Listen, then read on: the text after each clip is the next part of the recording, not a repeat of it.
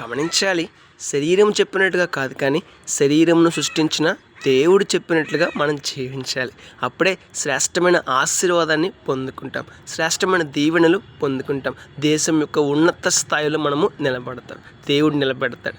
ఒకసారి ఆలోచన చేద్దామండి. చాలామంది వ్యక్తులు తమ శరీరం చెప్పినట్లుగా జీవిస్తూ ఉంటారు, శరీరం నచ్చినట్లుగా జీవిస్తూ ఉంటారు, తమకు అనిపించింది చేస్తూ ఉంటారు.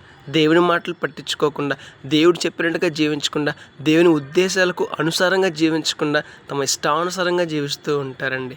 దేవుడు చెప్పింది ఒకటైతే తాము జీవించేది మరొకటిలా ఉంటారు. గమనించాలి. శరీరం చెప్పినట్లు కాదండి, శరీరాన్ని సృష్టించిన దేవుడు చెప్పినట్లు మనం జీవించాలి.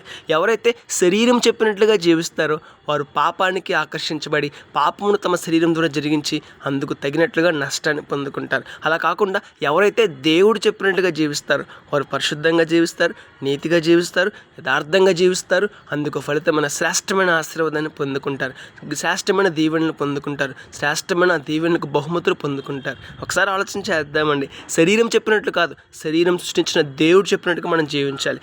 మనం జీవిస్తున్నామా?